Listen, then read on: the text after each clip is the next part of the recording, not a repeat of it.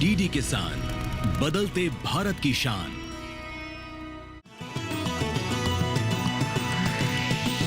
DD किसान, बदलते भारत की शान।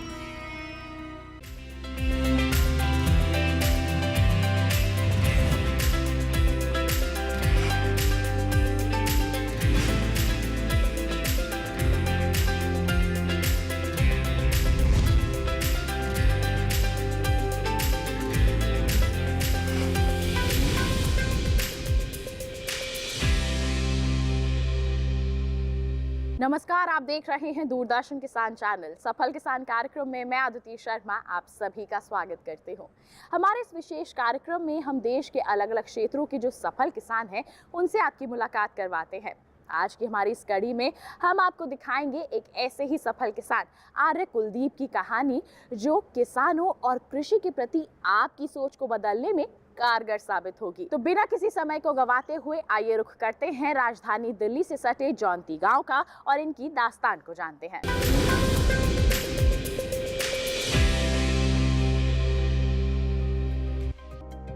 राष्ट्रीय राजधानी दिल्ली और हरियाणा की सीमा पर बसा जौती वही गांव है जहां गेहूं की अधिक उपज देने वाली किस्मों को पहली बार 1964 में लगभग 70 एकड़ जमीन पर बोया गया था। इसी गांव से देश और दुनिया ने गेहूं की पैदावार में आई क्रांति और हरित क्रांति की धमक और धाक देखी थी। अब इसी गांव से हमारे सफल किसान कुलदीप भी खेती किसानी में मिसाल पेश कर रहे हैं, जिन्होंने साधारण खेती नहीं बल्कि ऑर्गेनिक खेती यानी जैविक खेती और पशुपालन दोनों को एक साथ चुना। मैं करीब 100% जैविक खेती 14 वर्ष से कर रहा हूँ, और उससे पहले भी हम प्रयास कर रहे थे, जैसे केंचुए की खाद बनाना। और खेती तो हमारे पिताजी दादाजी पहले से करते आ रहे हैं, लेकिन उस समय पिताजियों के समय रसायन आ गया। रसायन के प्रयोग से जो है थोड़ी सी त्रुटि आई, ज़मीनें खराब हो गई। सिंचाई के पानी हमारे यहाँ नहरी सिंचाई के वो नहीं रहे। तो बाकी हमने करीब 14 वर्ष हो गए जैविक खेती करते हैं, और लगातार 100% 14 के 14 एकड़ में जैविक कर रहे हैं। और हम जैसे कुछ क्षेत्र में बागवानी भी है।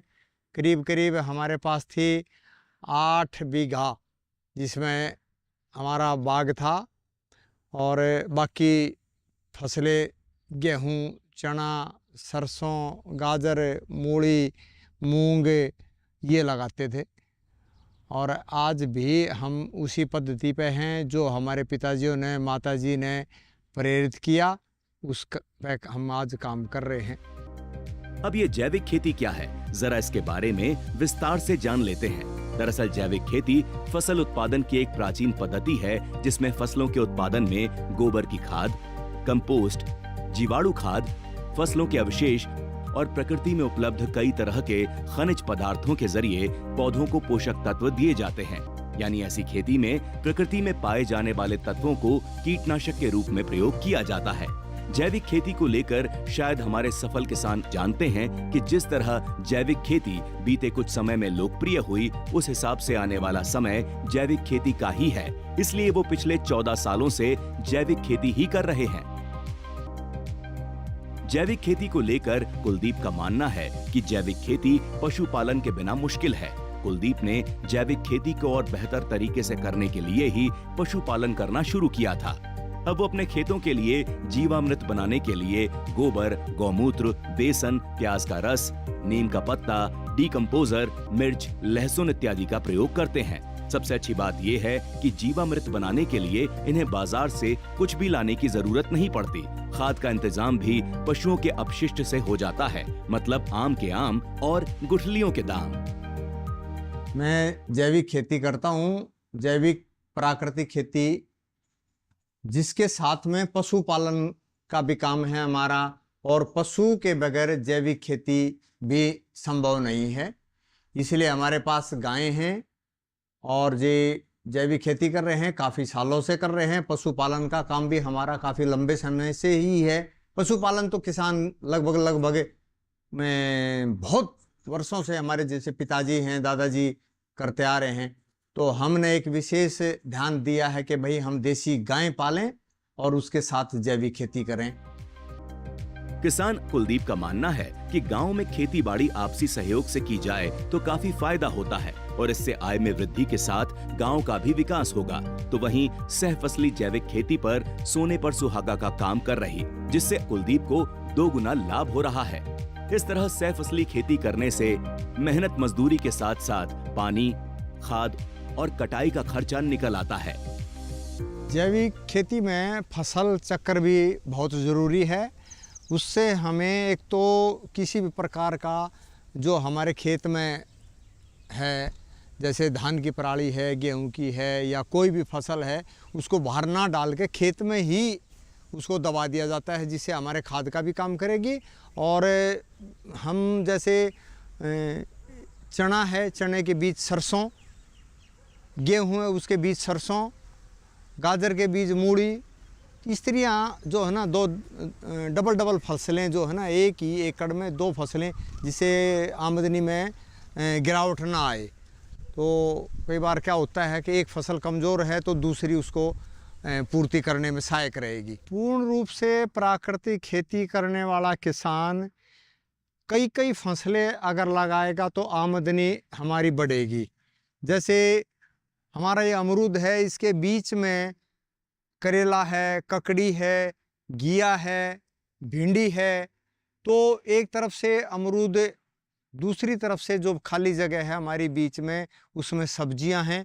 ऐसे ही और फसलें हैं, उनमें जैसे चना, चने के साथ में सरसों, गाजर मूली के साथ में अलग अलग एक बेड की तरह एक चीज़ गेहूं पट्टी लगा दी तो दूसरा चने की पट्टी लगा दी, तो हमारी पैदावार भी बढ़ती है।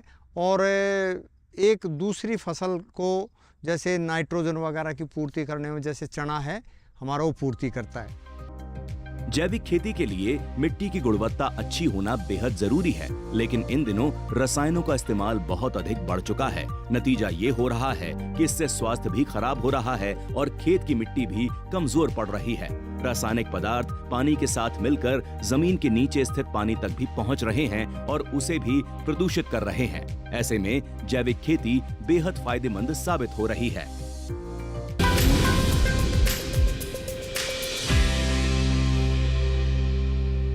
जैविक खेती से जुड़े पहलू के बारे में जानेंगे, लेकिन फिलहाल रुक रहे हैं एक छोटे से ब्रेक के लिए। आप कहीं मत जाइए, देखते रहिए कार्यक्रम सफल किसान और बने रहिए दूरदर्शन किसान पर।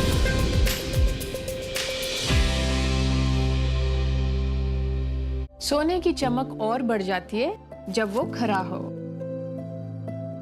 अब आप कहेंगे कि ये सोना खरा है, ये मैं कैसे जानती हूँ? मैं क्या जौहरी हूँ? जी नहीं, लेकिन BIS ने इसे बहुत आसान बना दिया है। गोल्ड ज्वेलरी पर 6 अंकों वाले HUID कोड के साथ हॉल मार्किंग मैंडेटरी कर दी है। हॉल मार्क देखकर ही गोल्ड ज्वेलरी खरीदें। और हाँ, हॉलमार्क ज्वेलरी की ऑथेंटिसिटी चेक करने के लिए BIS आपके लिए लाया है BIS केयर ऐप। इसे अपने फोन में डाउनलोड कर लीजिए। जब भी गोल्ड ज्वेलरी खरीदें, BIS केयर ऐप से हॉलमार्क गोल्ड ज्वेलरी की ऑथेंटिसिटी चेक करें। BIS है विश्वास का प्रतीक। BIS inspiring quality.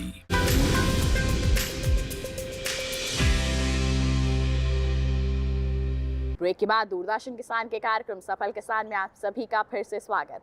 आइए किसान भाइयों बहनों, कार्यक्रम को आगे बढ़ाते हैं और जैविक खेती से जुड़े कुछ खास पहलुओं को और भी करीब से जानते हैं।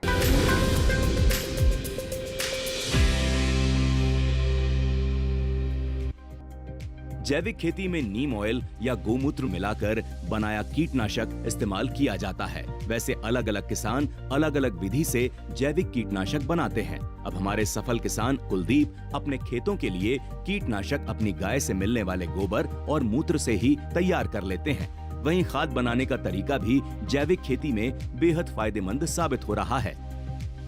तो ये इसमें हमारा कीटरोधक है। कीटरोधक में हम जो 10 प्रणी बोलते हैं, 10 वे चीज़ें जो इसमें डाल करके नीम, आख, धतूरा, लहसुन, मिर्ची, तंबाकू, ये सभी चीज़ें गोमूत्र में गाय के प्योर देसी गाय के गौमूत्र में इसको भिगो दिया जाता है और ये 40 दिन में तैयार हो जाता है। 40 दिन में तैयार होने के बाद में हम 15 लीटर की टंकी में इसको 250 से 300 ml का प्रयोग करते हैं, जिसमें हमें एक कीट को रोकने के लिए जो रासायनिक हम बाज़ार से लाते हैं तो काफ़ी कॉस्टली पड़ता है, करीब हज़ारों रुपए का वो आता है और इसकी कीमत समझो कि कुछ भी नहीं है। ये खरपतवार हमने जो है वो इसमें डाले और गौमूत्र हमारा अपना है तो न्यू समझो कि जीरो बजट खेती वाली प्रक्रिया इसी को बोल लेंगे हम। प्राकृतिक खेती एक ऐसी पद्धति है जिसमें रसायनों का प्रयोग नहीं होता है। कुलदीप बताते हैं कि माता पिता की सोच ने हमें प्राकृतिक खेती की ओर बढ़ाया और इनका कहना है कि आने वाली पीढ़ी को भी प्राकृतिक खेती ही करने की सलाह देंगे ताकि पर्यावरण स्वच्छ एवं मिट्टी की गुणवत्ता में सुधार होगा। कुलदीप की माताजी की सोच भी प्राकृतिक खेती के लिए बड़ी सराहनीय है। क्या कह रही है इनकी माताजी, इन्हीं से जानते हैं। मेरे मरने के बाद देखे अपना यो करें जाइयो आज बस वास में मत बड़ियो और बेटा ना फूल उठाइयो मेरे कितनी जाना। मैं ये कहना चाह रहा था कि माँ का कहना है कि मेरी आयु 86 वर्ष हो चुकी तो पता नहीं कब सांस निकल जाए, तो ये कहती रहती है बीच बीच में हमें कि भाई कहीं भी जैसे मेरे मरने के बाद अस्थियां जो उठाते हैं फूल उठा करके कहीं नहीं जाना। जैसे लोग हरिद्वार गढ़गंगा वगैरह जाते हैं वहाँ नहीं जाना, उठा के खेत में दबा देना है और मेरी राख को खेत में पानी के साथ बहा देना है। और एक ये कहना चाह रही है कि जैसे हमने तुम्हें प्रेरित किया, बताया, सिखाया तो उस पे नीति पे आप काम करते रहना जो जैविक खेती हम कर रहे हैं उस विषय पे कहना चाह रही। मेरी माँ जो है इसी से प्रेरणा मिली है, ये प्रेरणा स्रोत है हमारे लिए और मैं तो ये कह रहा हूँ कि हम तो कर ही रहे हैं, आगे हम अपने बच्चों को भी यही प्रेरणा देंगे कि भाई इसी नीति पे इसी रास्ते पे आप काम करते रहना।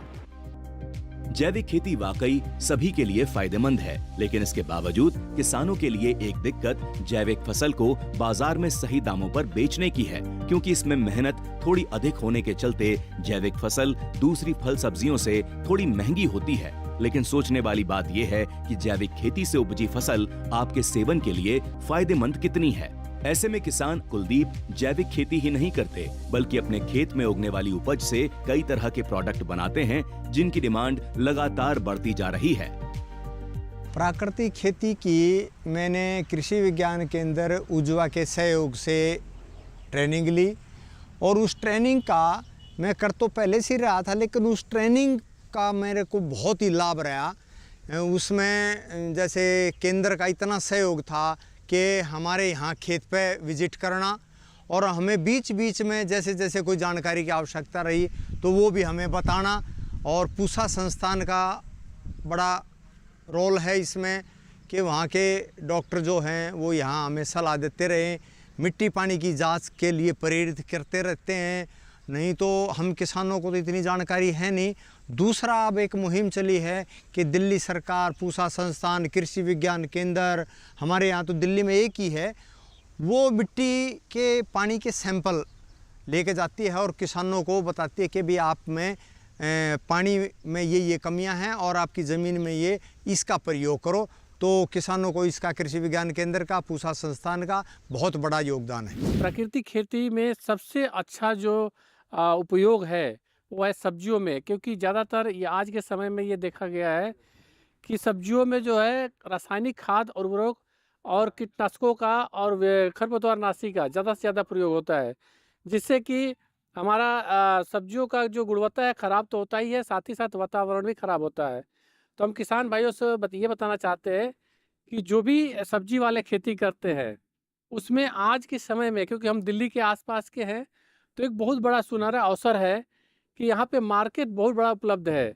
इसको ध्यान में रखते हुए किसान भाई अगर सामान्य खेती कर रहे हैं जिसमें वो रासायनिक खाद और उर्वरकों का प्रयोग करते हैं, उसके बजाय अगर किसान भाई प्राकृतिक खेती द्वारा सब्जियों का उत्पादन करते हैं तो ज़्यादा से ज़्यादा अच्छा गुणवत्ता का होगा और उसके मूल्य भी अधिक मिलेंगे और उसका महानगर होने के चलते यहाँ पे बाज़ार भी उपलब्ध है।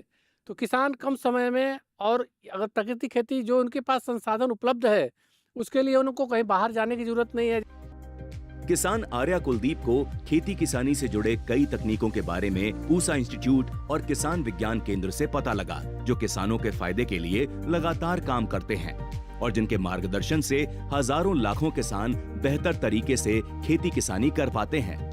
कृषि विज्ञान केंद्र किसानों के लिए किसी वरदान से कम नहीं, क्योंकि इन्हीं की मदद से किसान कृषि संबंधी वैज्ञानिक गतिविधियों से जुड़ पाते हैं। सरकार ने भी कृषि को बढ़ावा देने के लिए देश के हर ग्रामीण जिले में कृषि विज्ञान केंद्र बनाए हैं, जो किसानों को स्थानीय भाषा में खेती बाड़ी के हर पहलू के साथ साथ आवश्यक प्रशिक्षण देने का काम करते हैं।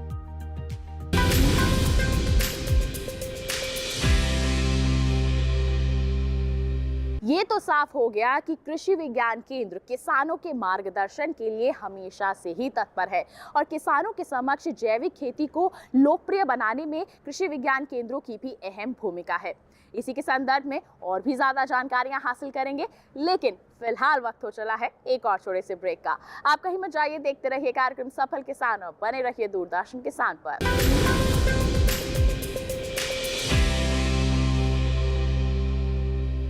अच्छी चीजों में समय लगता है, खूबसूरती निखारने में वक्त लगता है। ब्यूटीफुल डिजाइन्स टेक टाइम, लेकिन केवाईसी अपडेट मिनटों में। केवाईसी अपडेट अब आप घर बैठे बैठे भी कर सकते हैं। Registered email, registered mobile number, online banking से, आधार, ओटीपी बेस्ड ई केवाईसी से या फिर वीडियो केवाईसी से। यहाँ तक कि अकाउंट भी घर बैठे बैठे खोला जा सकता है। आरबीआई कहता है, इन्हीं से सुनिए, जानकार बनिए, सतर्क रहिए।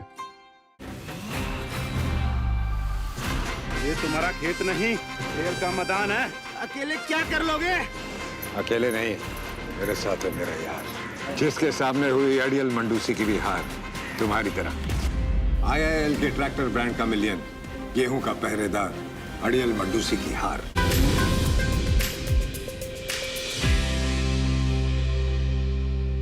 ब्रेक के बाद दूरदर्शन किसान के कार्यक्रम सफल किसान में आप सभी का फिर से स्वागत। अब कार्यक्रम में वक्त है आगे बढ़ने का और जैविक खेती से जुड़ी और भी ज्यादा जानकारियां हासिल करने का।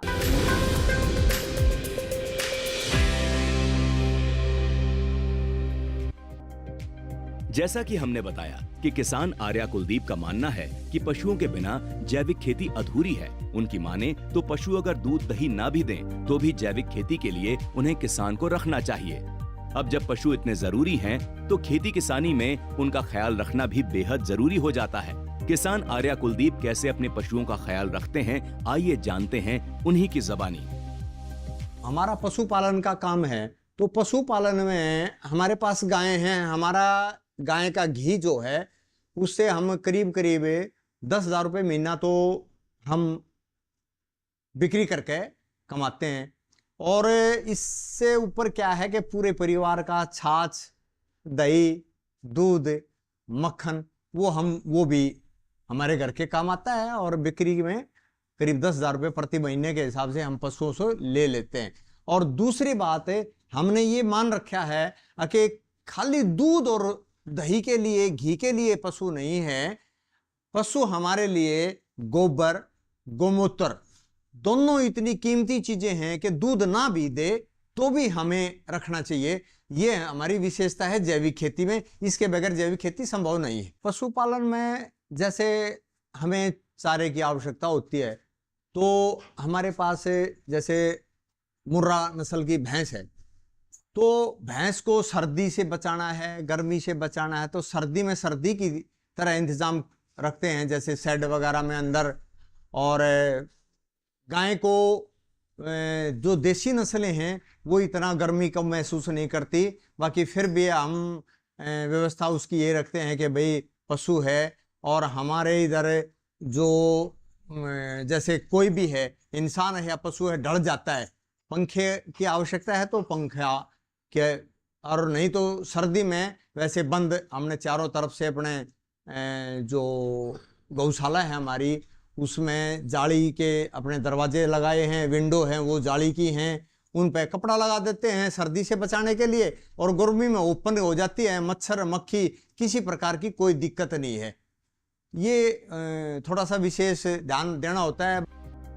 अच्छी बात ये भी है कि ऐसा कर हमारे सफल किसान अपनी जैविक खेती से दूसरे किसानों को भी प्रोत्साहित कर रहे हैं। आर्या कुलदीप जैविक खेती कर फल सब्जियों का सेवन करने वाले लोगों का भी ध्यान रख रहे हैं, साथ ही साथ मोटा मुनाफा भी कमा रहे हैं। अब वो यही अपील देश के युवा किसानों से भी कर रहे हैं। हम जैसे जैविक खेती कर रहे हैं तो मैं सभी किसान युवाओं से, विशेषकर युवाओं से ये अनुरोध करूँगा कि पढ़े लिखा जब किसान होगा तो समृद्ध होगा, संपन्न होगा। तो हमारा किसान संपन्न तभी होगा जब पढ़ा लिखा युवा इसकी तरफ आएगा। और आज आ भी रहे हैं, प्रयास है कि पढ़ा लिखा किसान जो है ना वो खेती कर रहा है। तो इससे जो है ना बेरोज़गारी का भी जो हम सुनते हैं, बेरोज़गारी वो भी ख़त्म हो जाएगी और हम किसान जैविक खेती के माध्यम से लोगों को शुद्ध खाद्य पदार्थ उपलब्ध करा पाएंगे। किसान भाई जो है, जो सब्जियों की खेती कर रहे हैं या गेहूं की खेती कर रहे हैं या धान की खेती कर रहे हैं या दलहनी फसलों की खेती कर रहे हैं, वो प्राकृतिक रूप से कृषि में वो कार्य लागू करें, ताकि आज आप देख रहे हो कि जो हमारी सब्जियां हैं या दूसरे जो इतने भी उत्पाद हैं जिनमें हम लगातार केमिकल फर्टिलाइज़र और रासायनिक दवाओं का इस्तेमाल करते हैं, वो इतने दूषित हो चुके हैं जिनके कारण बहुत सारी दिक्कतें आने वाले समय में भी उत्पन्न होगी और अब हो भी रही हैं। तो आज के लिए ज़रूरी है, भारत सरकार द्वारा कृषि विज्ञान केंद्रों में प्रोग्राम जो है नेचुरल फार्मिंग पर चलाया हुआ है। इस प्रोग्राम के तहत जगह जगह जो है इस नेचुरल फार्मिंग को बढ़ावा देने के लिए हमेशा कृषि विज्ञान केंद्र प्रयास कर रहा है। आर्या कुलदीप आज के समय में नजीर बन दूसरे किसानों को प्रेरित तो कर ही रहे हैं, खुद भी अच्छा मुनाफा कमाकर गांव के कई और परिवारों को रोजगार देने का काम कर रहे हैं। तो वहीं जैविक खेती को अपनाकर समाज कल्याण के लिए भी एक कदम बढ़ा रहे हैं। तो कुल मिलाकर ये कहा जा सकता है कि हमारे सफल किसान आर्या कुलदीप आसमान की बुलंदियों को छू रहे हैं।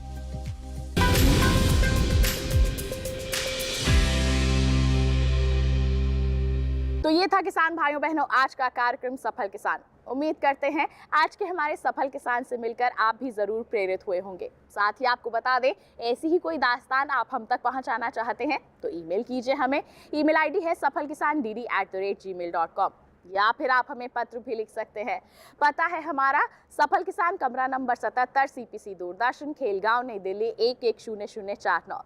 तो इसी वादे के साथ कि अगले अंक में फिर होंगे हाजिर, तब तक के लिए दीजिए इजाजत, लेकिन आप बने रहिए दूरदर्शन के साथ पर। नमस्कार।